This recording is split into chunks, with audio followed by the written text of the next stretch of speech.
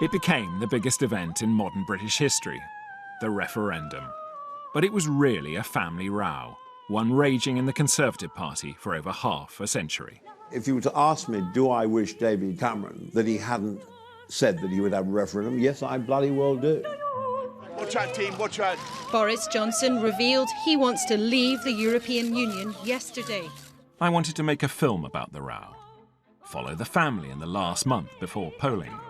It gave me a unique perspective on the biggest story of our time. It's going to be absolutely fine. It's going to be tight, I think. I'm not here. I like Boris, makes everybody laugh. It just seemed to me that he'd lost the plot, rather. Everyone playing their allotted part. Mischievous uncle, angry brothers, even pantomime villain. It's not just Remain that think you're a liability. The Vote Leave people do as well. They won't have anything to do with you. You are sexist, that you are racist, that Very you are good. toxic. Bits of sort of outrageous abuse, but then I'm Nigel Farage, so I'd be disappointed if I didn't, really. And like all good family rows, it ends in tears. I told you we were going to win, and I told you the Prime Minister would have to go. The ruthlessness is the thing that always shocks people. I'm quite upset by it, actually. You know, one day he is there, and the next he's not. I think a good guy has been basically binned. You ain't seen nothing yet.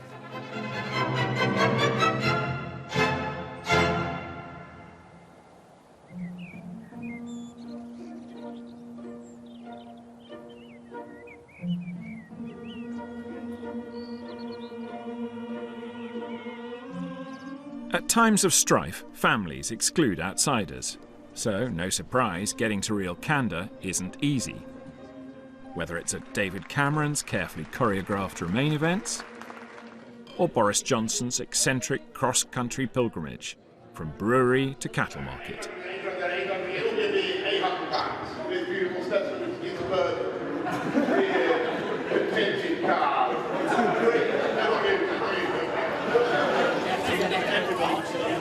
Enjoying it, Boris?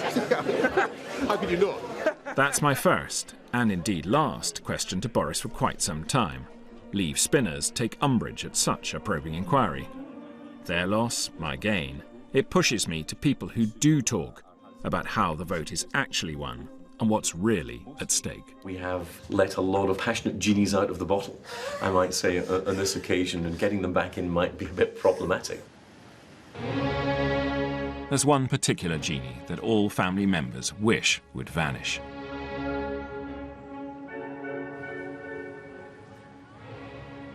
The Romanians are throwing everything they've got at this. Threats, fears, telling us dire things will happen to us unless we continue to be run by a bunch of unelected old men in Brussels, and it's not washing. I genuinely think it's tight, but the passion, the energy is on the Leave side of the argument.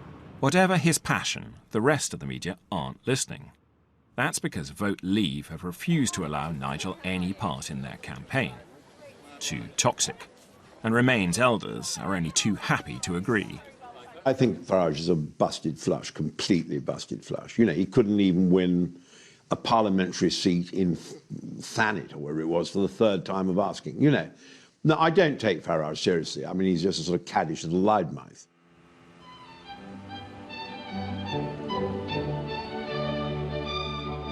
While the polls fluctuate wildly, Nigel Farage sets off on a cross-Britain tour, aiming for the audiences other campaigns aren't reaching, core Labour voters. Today it's the West Country, local anarchists and an alarmed police force lying in wait. He's being joined by an old ally, let's call him a distant cousin, a former cabinet minister defying Leave orders to stay away from Farage. Are you expecting trouble? Not here. And you and Nigel Farage? Yep. Is that unusual? Not really. You know, all the crosses look the same when they're being counted. I put my bet on Thursday. I never bet. I don't ever bet. I've never bet on a horse in my entire life. Have you really? I've only ever once been in a bookies, and that was when I was canvassing. Well, you're very low on vices, Liam. Yeah, it's going very well. I've been on the road for a fortnight. Most of my time has been spent in Labour areas, and the reason for that is that there's not as much of a debate going on in Labour areas because the Labour Party is so quiet. In fact, something that Jeremy Corbyn's gone missing. Ladies and gentlemen, please welcome Nigel Farage. After 25 years of campaigning for the British people to have a vote, I almost can't believe that it's only 19 days away. I'm delighted, and I think the wind has turned, and it is now with the Leave campaign. I really do. They tell us we're not big enough as a country. We're not strong enough as a country to make our own laws, to make our own trade deals, to control our own borders, and to be the masters of our own destiny. And what we've got to say is we demand our historic right to govern our own country. Let's do it!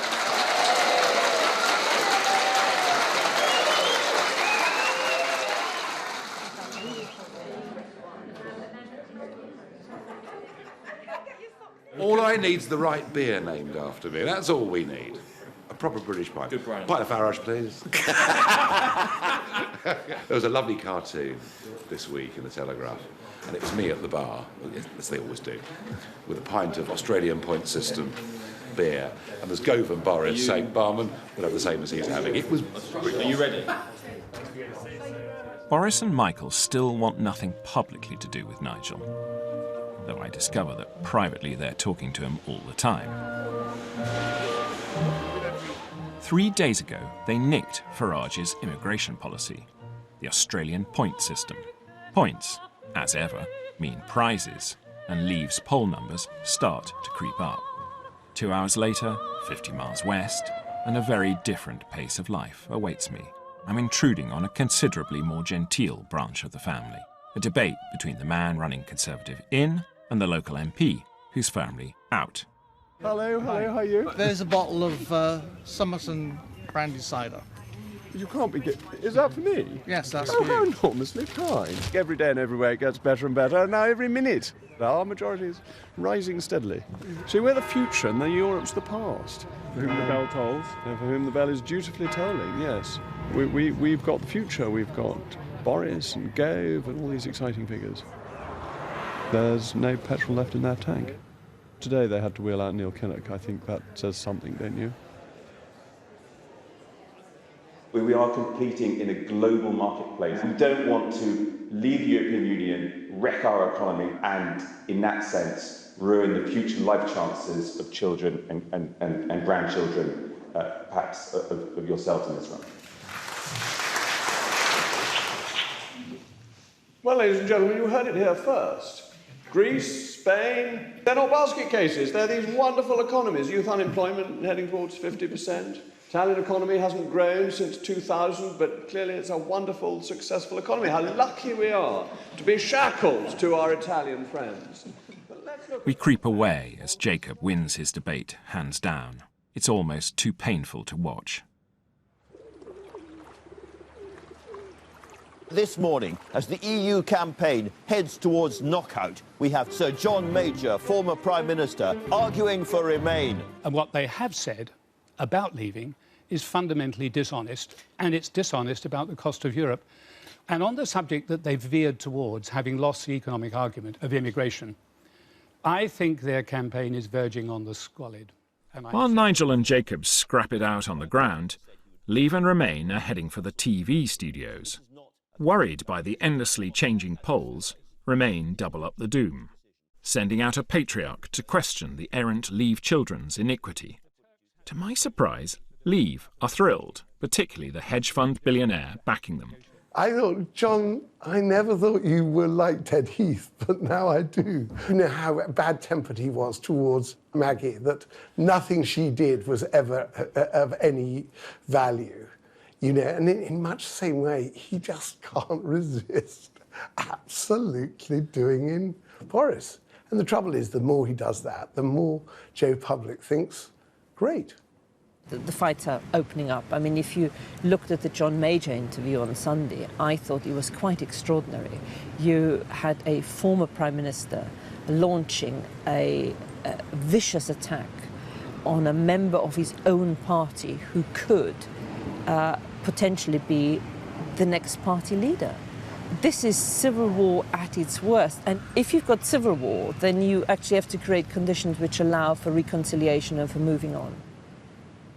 As in all good rows, the Leave leaders' call for moderation fails. It doesn't help that Gisela is from another family, the Labour Party.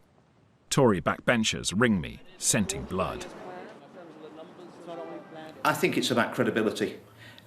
I struggle to think that the Prime Minister, if it's a Leave vote, and I'm hoping and working for that, that the Prime Minister's credibility will be shot. And I think he knows that, and those around him certainly know that. Hello, this is Studio 6C. Is Jacob Rees-Mogg in the studio? Yes, I'm here, ready and waiting. Excellent. Producer will be talking to you shortly. OK, thank you. I think I preferred Prime Minister's questions to what we're getting coming through now, but I think Project Fear is beginning to be laughed at. But, you know, this is somebody was saying to me yesterday that the Prime Minister is beginning to be like the boy who called Wolf, and there isn't this great pack of wolves about to descend on the British public. I'd better put these on, actually, in case they want me to say something. Were you not, Jacob, in the last few days, just taken such a pounding from the Remain camp on the economy? I don't think we've taken a pounding at all, that the government's cronies are supporting the government's position. I think we are growing in strength and momentum. Every day, in every way, it gets better and better. There is one cloud on the Leave horizon. David Cameron refuses to debate Boris or Michael head-to-head and picks Nigel tomorrow, hoping to tarnish Gove et al. With the Farage brush. Mr Farage is facing the Prime Minister tomorrow. Him up against the Prime Minister, that's one thing. I would not have shared a platform with him. I am ecumenical, but not saintly.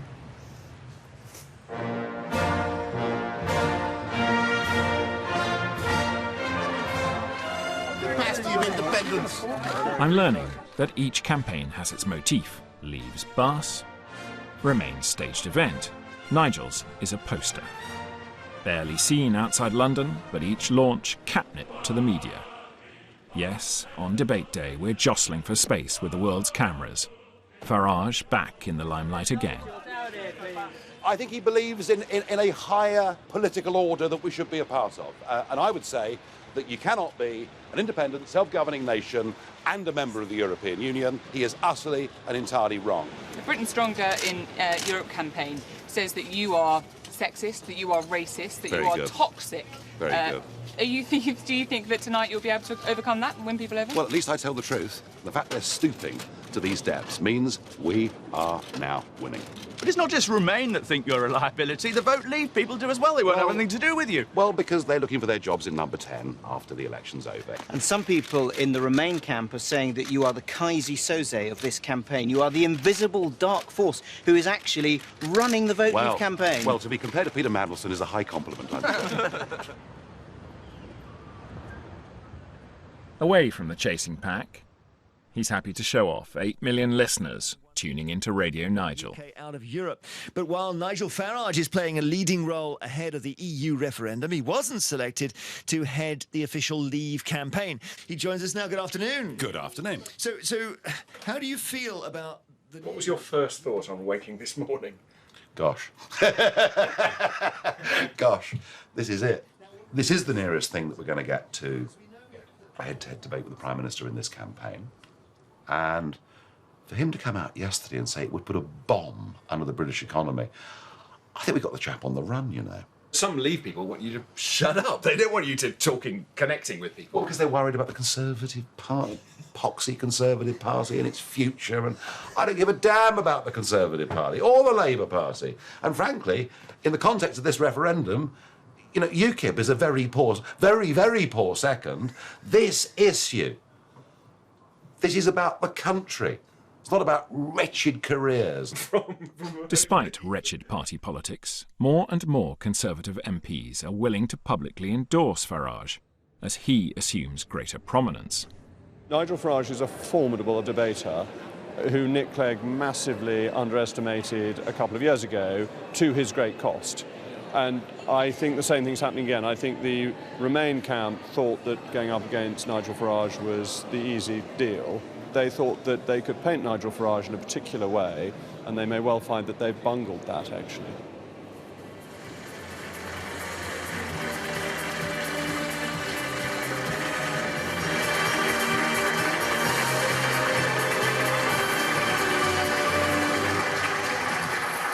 Good evening. There are now just 16 days to go before the UK makes a momentous Frankly, the cost of membership now far outweighs any benefit. Things that affect our great country, we would have no say over.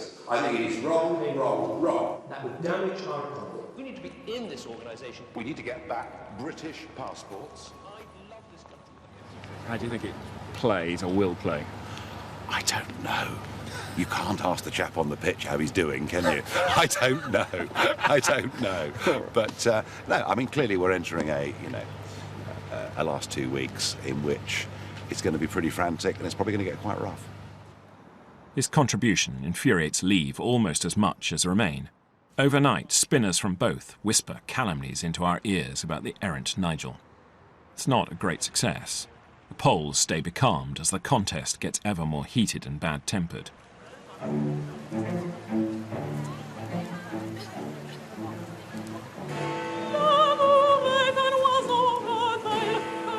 The race could be tight. Every vote will count, and that's why the campaigning has become so frantic. What's remarkable about my private conversations with both sides is how little they're thinking about life after the vote. They just want to win. The future can look after itself. Worries about that nonchalance are starting to be quietly voiced. My concern right from the very start was that the risk was that David Cameron would win the referendum but lose his own party. Funnily enough, as of today, it could be completely the other way round, including that Boris could win the referendum but actually find that he is not the darling of the party. So, the chemistry and the dynamics here are quite complicated, they're quite entwined, and they are far from certain.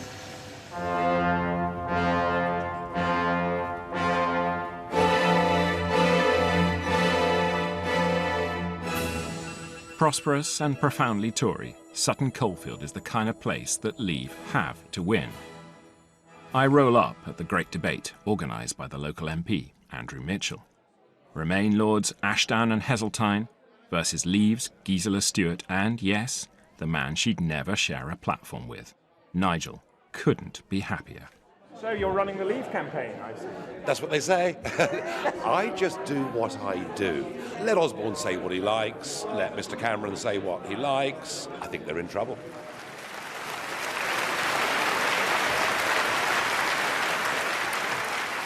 That group of unelected old men in Brussels have hijacked the word Europe, and I want us to vote for Brexit, not just so that we are a free, independent democracy, but so that the rest of Europe follows our example. Let's have a true Europe.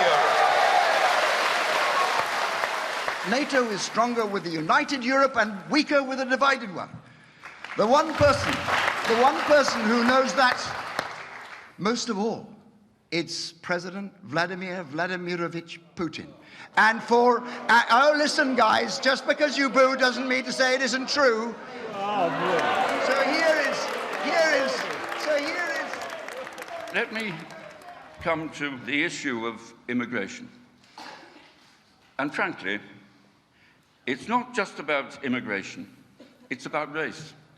Have you watched to see what Marine Le Pen, what Donald Trump and Nigel Farage are saying about this issue? You say, don't make it personal. This is Nigel's article in the Daily Telegraph today.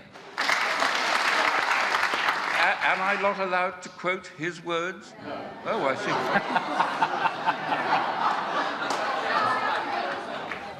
Nigel's utterly unmoved by the row over his remarks about kith and kin. Gisela, however, is furious.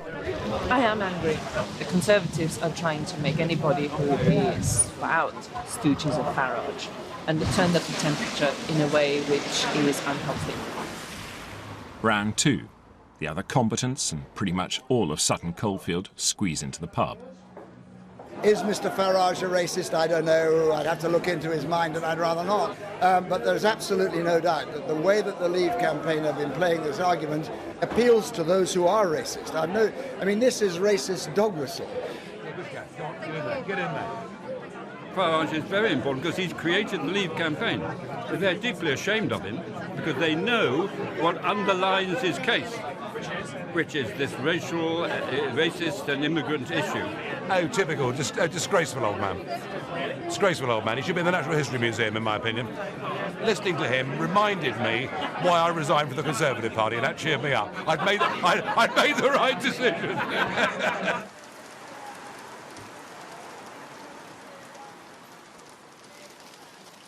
I have to say, I'm feeling pretty gloomy. This is an email I sent to one of my best mates last night. It said, "My political antennae make me feel that the anti-immigration sentiment amongst blue-collar urban England is going viral for Leave.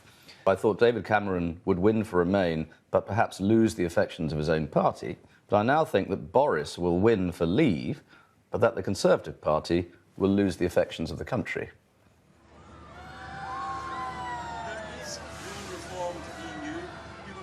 Alan Duncan's isn't a lone voice. Some Brexiteers are delighted by the public support they're getting, but surprised nobody can see the coming storm in government. We were in Southend today looking at supposedly one of the world's scariest roller coasters. It's nothing to what's going to happen in Parliament. A referendum often turns into a question that is not being asked, and essentially what everybody's just saying is, screw you. Here we are, a week before polling. I just think the mood as of today is Leave. We're on the brink. I'm hearing rumours that the evil genius behind the Leave poll surge, one Nigel Farage, may be invited into a post-Brexit cabinet. Rumours his team do nothing to deny. But then UKIP has rejected accusations of racism after unveiling a poster showing a queue of migrants at Europe's border with the slogan "Breaking Point." Then it's a short taxi ride to Tower Bridge. Nigel and the besotted media are going fishing. Today's not a party, but the destruction of one of Britain's great industries, directly as a result of the European Union.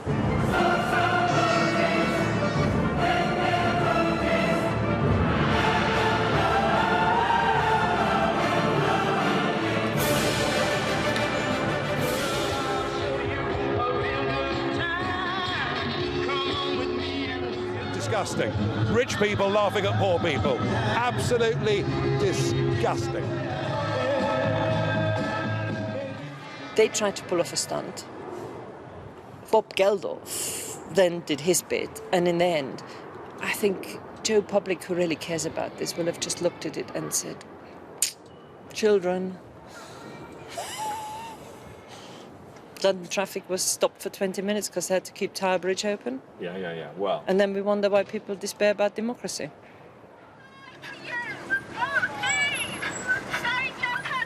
The big challenge is to deal with the undeniable anger that is out there. They're angry because they feel that those who they've charged to make decisions on their behalf in government either are not responding to what they think is important, or actually now in institutions where whatever they do, it doesn't matter. Before 1 o'clock today, Joe Cox, MP for Batley and Spenborough, was attacked in Market Street, Birstall. I am now very sad to have to report that she has died as a result of her injuries. And secondly, an eyewitness, somebody who saw and heard what happened, said he heard the attackers say, "Britain first," twice. The words I heard him say was "Britain first" or "Put Britain first." I can't say exactly what it was, but definitely "Britain first" is what he said when it was shouting. He shouted it at least twice.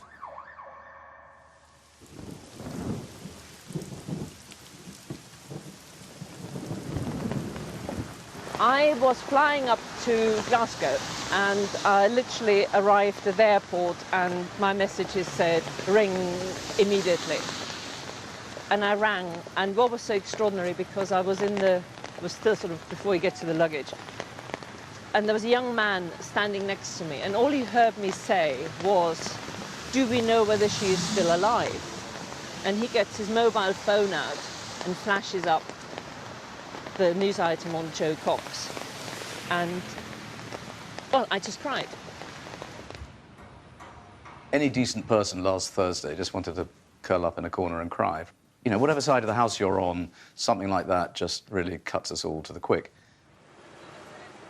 However, I'm finding a curious dissonance between public mourning and private calculation. All campaigning cancelled, Liam Fox is back from Gibraltar, worried Joe Cox's death is playing into Remain's hands. I hope that we'll not be hearing people try to use a tragedy of this proportion to try to change the political tone or alter the political weather. And I think there's a strong argument to consider, at least next week, whether we want to extend the period of the referendum itself.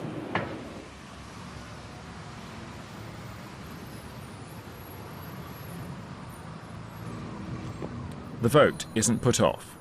In the face of a barrage of criticism, Nigel Farage launches a media onslaught to try and regain the momentum he had before the MP's death. George Osborne described your Breaking Point poster as vile. Even Michael Gove, a politician you admire, has disowned it.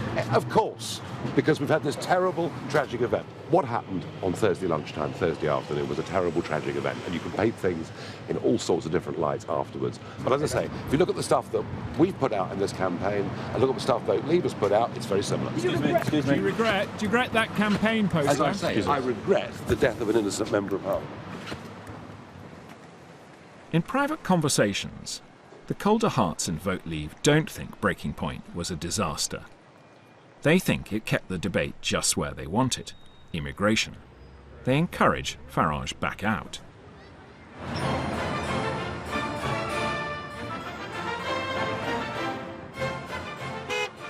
on ya, we're gonna win! Beware of what you wish for. Despite frantic calls from Boris begging him not to, Nigel promptly unveils another poster. How do you think the referendum's going? Smashing. Thank you very much.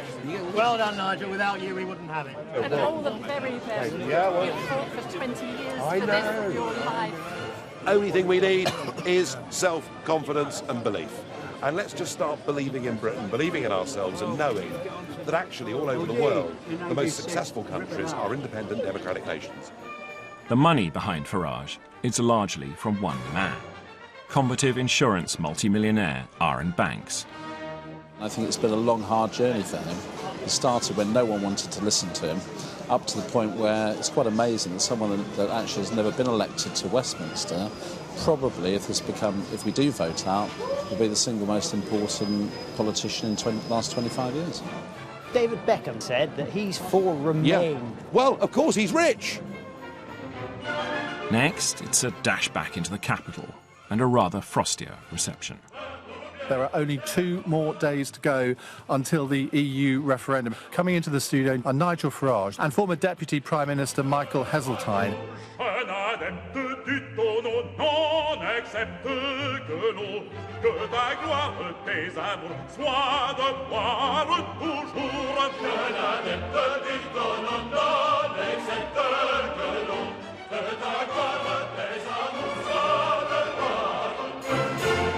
We simply don't know how many people are going to be coming into our country.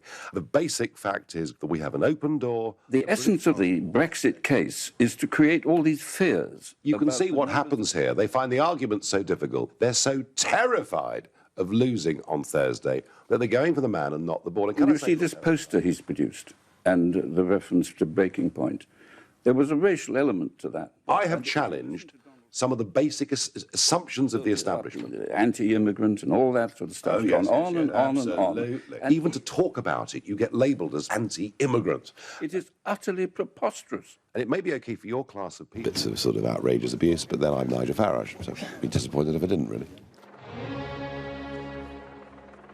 Big ideas, big characters, big rows.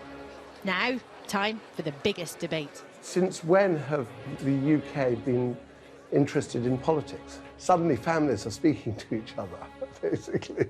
They're rowing with each other. I'm crossing my fingers. I really am. If we win, that is the most amazing result. I mean, it's going to be very, very close. If we were not in the EU today, TUC has looked at all the hard evidence. I've been listening to businesses large and small, up and down. Despite the hype and hope, the Great Debate is in fact a reminder of the difference between the earthy populism of Farage and the Leave and Remain campaigns. Distant voices shouting, not connecting. The polls barely move. But away from the public gaze, there is one all-too-human moment. Right in front of me, the man running Remain's campaign surprises Michael Gove.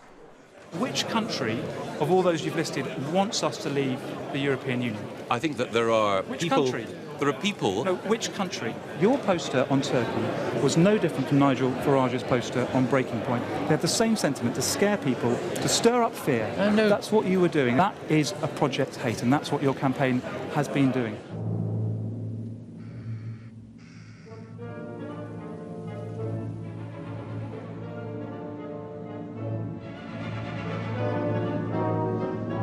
But you will be voting?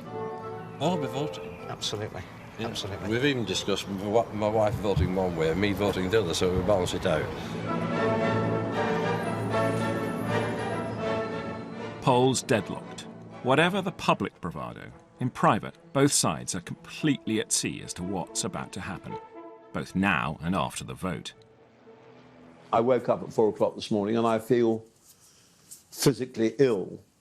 It's like being summoned to be beaten by the headmaster at school. I mean, I feel that we are on the verge of a huge decision, and I don't know which way it's going to go. And I've always, in my political life, sort of arrogant thing to say, really, but for 33 years here, and pretty much when I was a soldier too, I pretty much sort of thought I knew how to deal with what I was going to be faced with. But if this goes wrong for Britain, I just don't know what the consequences are going to be. And I think they are very, very serious. I think they're serious for Europe. And I think they are very serious politically for us. And I just cannot see my way ahead. For the whole of our dear, dear, wonderful country, I just want to cross that finishing line on the right side of the ledger.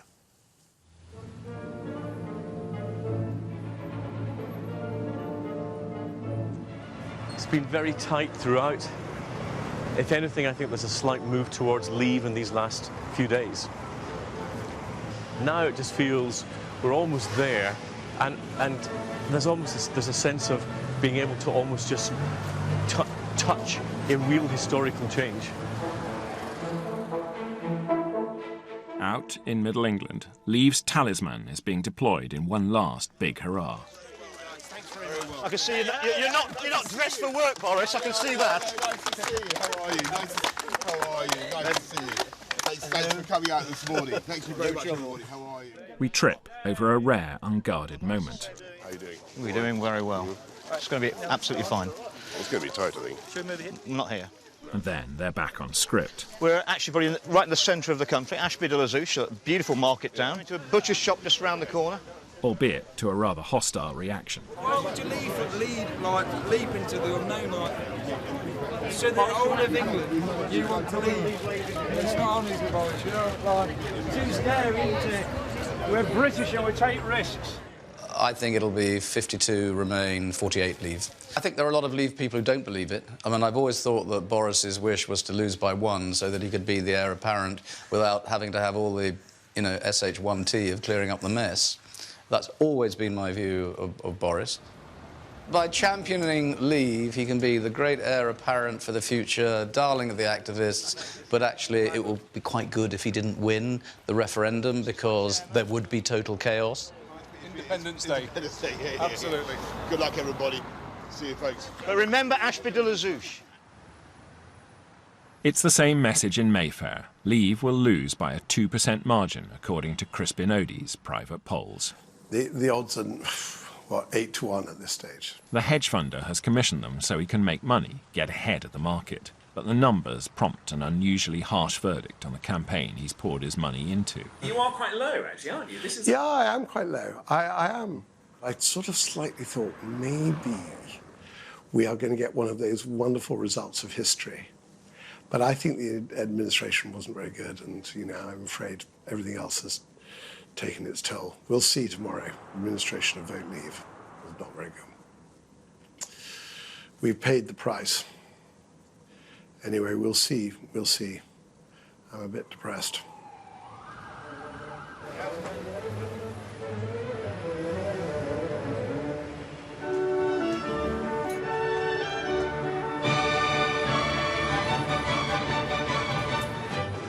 Decided which way to vote yet, Nigel? I'm thinking about it. I've been undecided up until now, but... Confident, Prime Minister.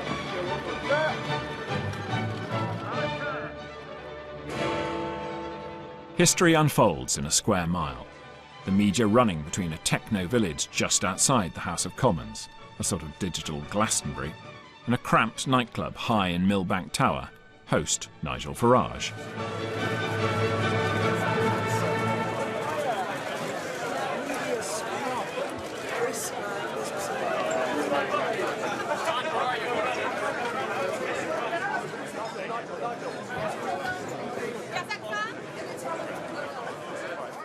Ladies and gentlemen, good evening. Good evening. I want to say a massive, massive thanks to every single voter today who had the guts to defy their party political leaders, to defy the establishment, to defy the elites and to defy the big boys. I hope and pray that my sense of this tonight is wrong. And my sense of this is that the government's registration scheme, getting 2 million voters on, the 48-hour extension, may be what tips the balance. I hope I'm wrong. I hope I'm made a fool of, believing that to be the case. But tonight, whatever the result, is not one for recriminations, but for a celebration that the landscape of British politics in the course of the last few weeks has changed, and it's changed forever.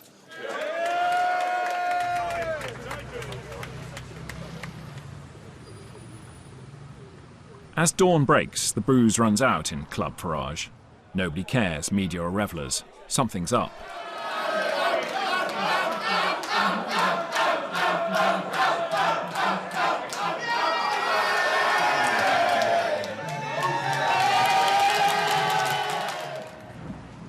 The same message is being heard 100 yards away.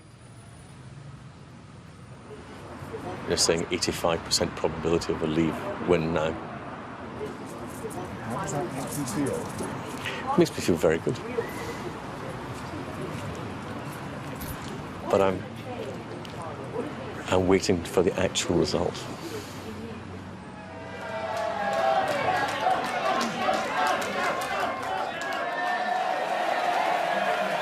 I just can't believe it. I literally can't believe it.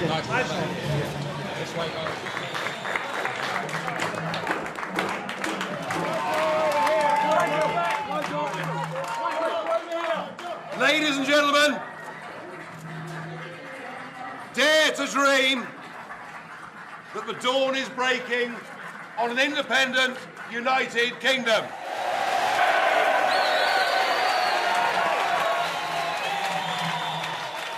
Let June the 23rd go down in our history as our Independence Day.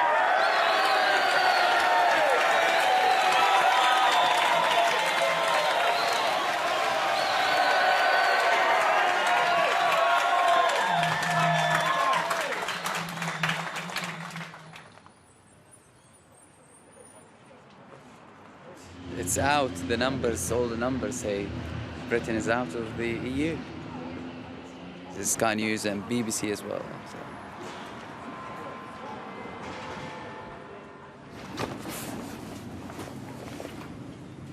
Welcome. You're happy, but what can you say when you see the market tumbling and all sorts of insecurity ahead, certainly on the economic front for the short term at least? Well, there's bound to be some dislocation. I'm very pleased. Well done.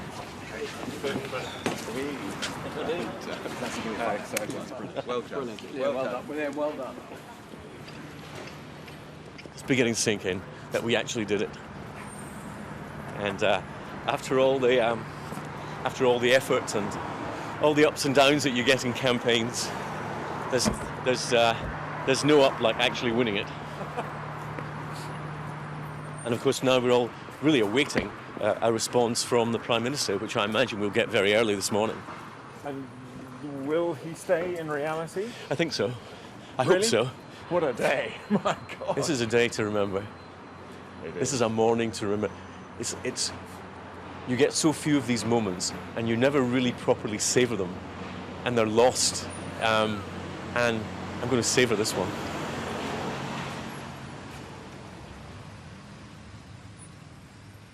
There's that Italian expression, il mattino ha ora in bocca. The morning has gold in its mouth. And never has one felt so much that idea as this morning, really. I discover Crispin has two reasons to be cheerful: Brexit and bonds. Overnight, he's made 220 million quid, betting markets will collapse as his campaign succeeds. I still think tomorrow they're going to take it all away from me. You know, that's because I've lived for too long in the Euro world. You might have been up all night, but, you know, I'm feeling fresh as a daisy. Good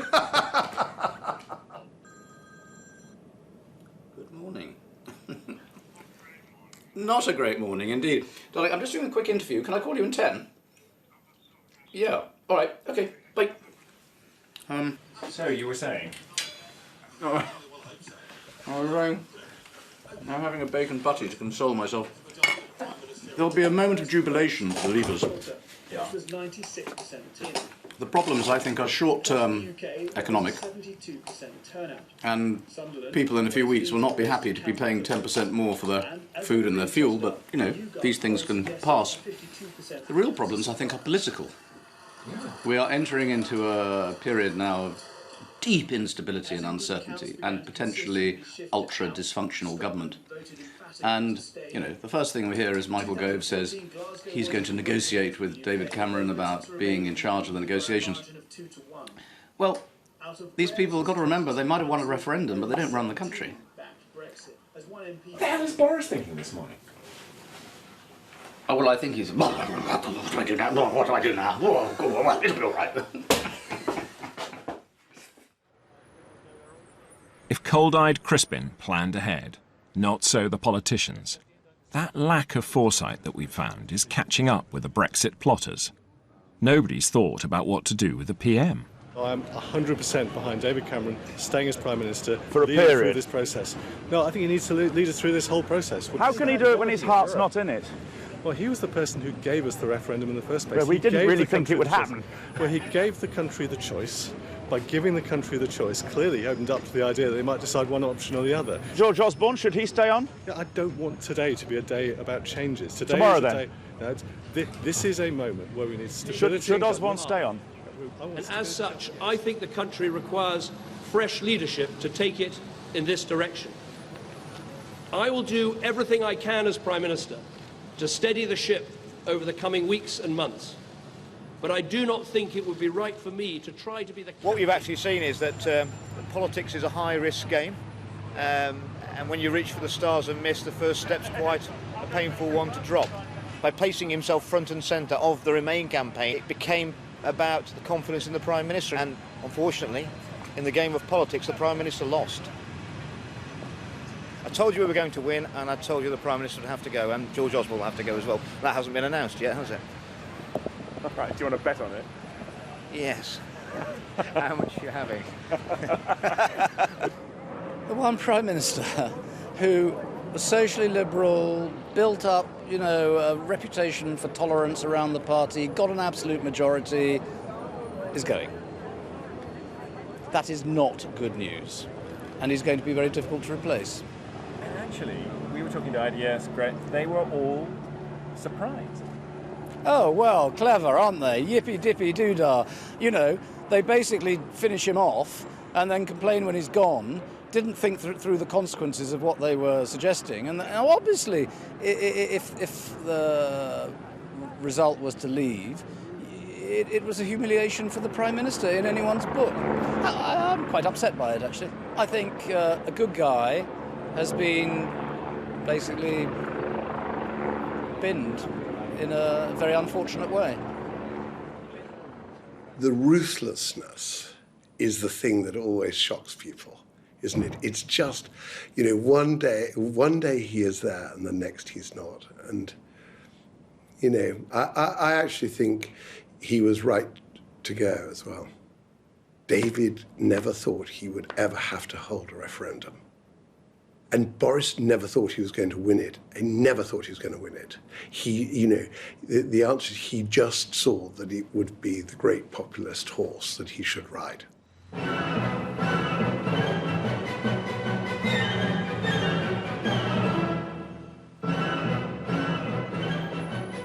If Brexit was won with Nigel Farage's help, this war will be fought by Tories alone. They don't seem very ready for it. So what happens if Boris does eventually become the leader? I have no idea. I have no idea. I don't even know who the other candidates are. I dread it. I dread it. It'll be the third leadership election I've taken part in. I've loathed every single one of them. They're just sort of ghastly, you know.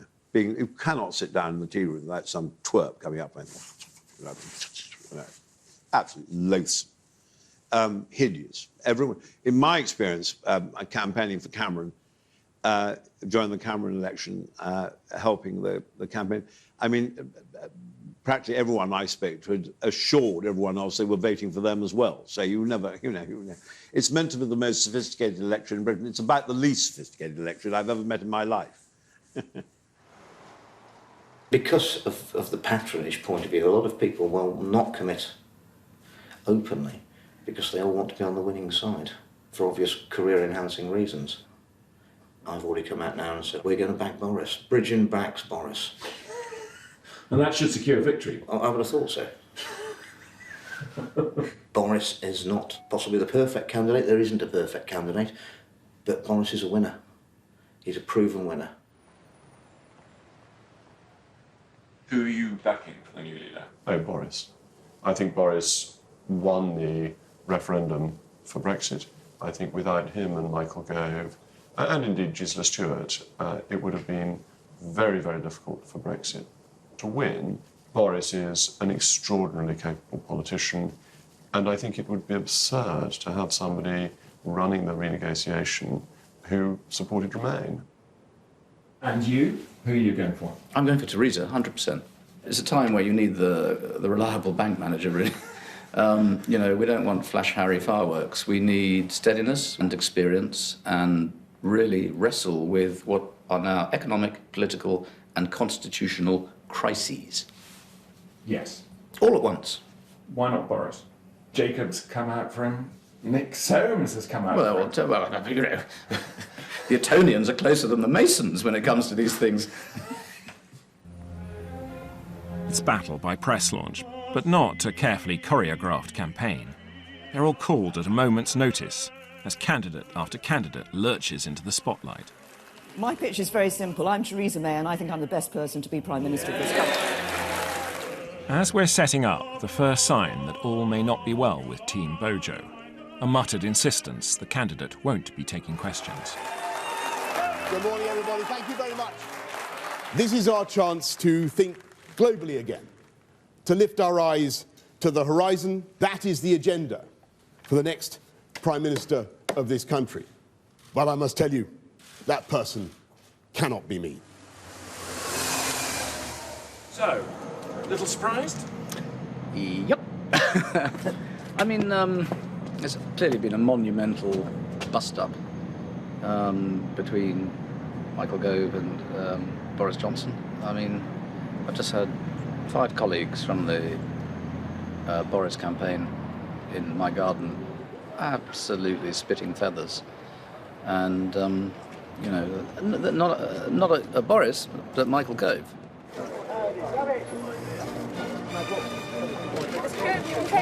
Hello, good morning. The irony, of course, that former partner has sabotaged former partner. And I discover Michael Gove's backed by a cabal of, yes, Etonians. I have always wanted Michael Gove to stand for the leadership of the party. I had encouraged him to do this. but I'd announced that I would support Boris. But then he announced he was pulling out, and so I was free to back Michael. Has Michael Gove not completely torpedoed himself? He's certainly damaged himself great. I mean, in the rearview mirror of his car, there's a lot of bodies mounting up, aren't there? I just think it's really difficult when someone said for years and years and years on TV cameras, I'm not up to the job, I don't want the job, and I couldn't do the job, and I'll tell you why I couldn't do the job. And in fact, if you ask me, I will write in my own blood on parchment, I do not want to be Prime Minister and will not stand, and then to change your mind, it's just a bit difficult. I imagine that the reason for Michael Gove's candidacy and Boris Johnson pulling out must be pretty momentous. I mean, we're all hearing bits and pieces. We're not that far from the Palace of Westminster, but we might as well be on the other side of the moon for all that we're getting information here. So the public are feeling a bit bruised. Both sides are feeling a little bit battle-weary. We've now got an uncertain leadership campaign. But, you know, it's an ordinary day in politics. Despite being forced to resign from the cabinet a couple of years back, Liam's a candidate too, though he can only muster one MP to support him openly. Have you seriously got enough support to win this? Well, we'll find out next week. Someone had told me this morning that Michael Gove would be standing, that Boris Johnson would have ruled himself out, and I'm not sure I would believe them, although in the past week I'm beginning to believe anything at all. In the free-for-all, one candidacy is launched on the back of a successful television debate performance. Andrea Leadsom is the stalking horse of the hardline Brexiteers, and, I'm hearing, of Farage himself.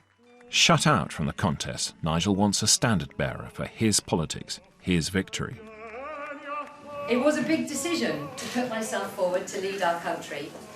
One that was driven by my absolute conviction. What did you say to her to swing her into the... I said your country needs you. We need clarity. We need leadership. And we need somebody that voted to leave, but who represents a generational shift. Such is the atmosphere of Blind Panic, that old rom-com favourite, The Unfortunate Midnight Text, now makes an appearance. I respect the fact that you want Theresa May to be Prime Minister. It's overwhelmingly likely that she will be, and if she does, I will sleep easily at night. Michael doesn't mind spending 2 months taking a good thrashing from Theresa, if that's what it takes to put the party's interests and the national interest. Surely we must all work together to stop AL, where AL is Andrea Leadsom. That was a text sent to known May supporters, asking them basically to tactically vote for Gove, so that it's Gove May in the final. The text backfires. There's a stormy parliamentary meeting, all cameras banned, where Gove is called a liar to his face. So it's Theresa versus Andrea. I'm delighted to have won so much support from my colleagues. I've won votes from Conservative MPs from across the party. And we Here's Michael Gove. Why have you lost, Mr. Gove? Why have you come third? Was it the text from Mr. Bowles? Did that backfire? I'm hugely grateful to all those members of Parliament who supported my candidacy. I was really fortunate to have some of the brightest and the best in the parliamentary party on my side, and I'm naturally disappointed that I haven't been able to make it through to the final round of this leadership contest. Going back, Mr. Gove. Do you regret what you did? Yes. That's not an end to skullduggery. There's another text from the frustrated Faragistas. There's a bit of an issue brewing, which is the, Aaron Banks' list is being used to try and get people to join Conservative associations in what is clearly a takeover attempt. We've had an email bombardment, which is trying to make it look as though Conservatives are only for Leadsom. So we have a sort of infiltration attack going on even as we speak. What is going on? Well, I think I told you a couple of months ago, this is major realignment of political fault lines. But does this stuff surprise you? I mean, on a personal level? Yes, it does. In a sense, they won a victory and threw it away. You've just achieved something quite extraordinary. You've achieved it against the odds. and I'm not sure whether they deliberately threw it away. Supported Prime Minister. I am therefore withdrawing from the leadership election. Andrea implodes. One unfortunate interview about motherhood and widespread distaste for the Leave text. And it's Theresa.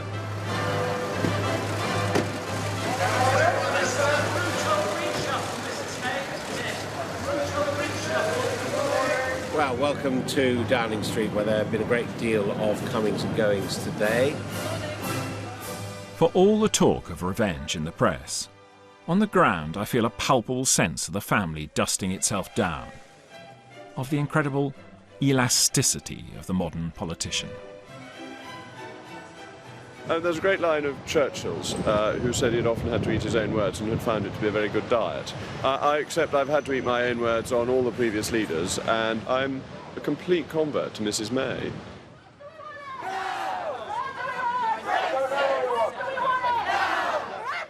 Privately, the PM decides that the combatants in the family row should be rewarded, with the task of sorting it out. Lo and behold, I'm a foreign minister. So I'm the minister here at the Foreign Office, and frankly, it could not be more interesting and more exciting. It's my sort of spiritual home in many ways, and I'm thrilled to be here. Stand there, touch that way. But there is a man in charge of this great department who you campaigned against. We've been long-standing friends. We get on crackingly well. There's never a dull moment. But, you know, we, I think, complement each other. To coin a phrase, toujours plus étroite. The French foreign minister, in fact, has sent me a charming letter this just a couple of hours ago, saying how much he looked forward to working together. Well, I'm now Secretary of State for International Trade in the new department that's set up to prepare Britain for its trading environment after we've left the European Union, and the negotiations for actually extricating ourselves from the European Union have gone to David Davis's department. I'm not actually particularly worried that any of them are not going to do very well at their jobs. It's just how it's going to work that worries me.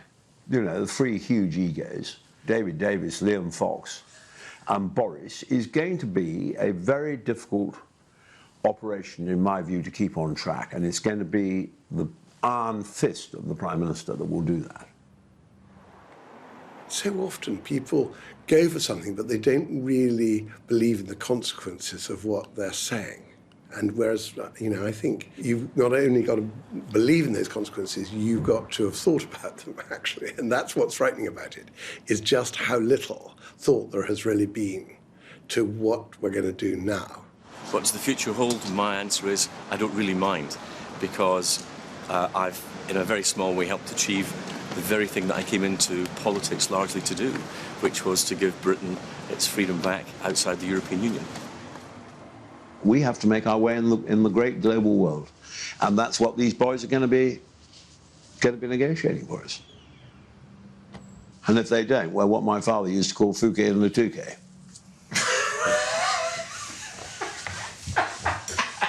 I bet you don't broadcast that.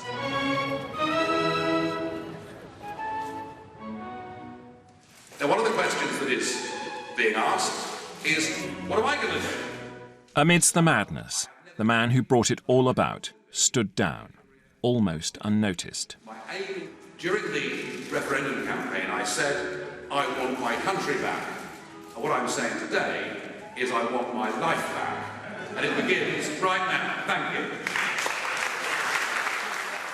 But is it really likely that, having helped engineer this very British coup, that he'll walk away? If, what a thought, if they were to betray the wishes of the biggest democratic exercise in the history of this nation, then I think if you feel, since June the 23rd, you've seen political change in this country, if they betray those people, you ain't seen nothing yet.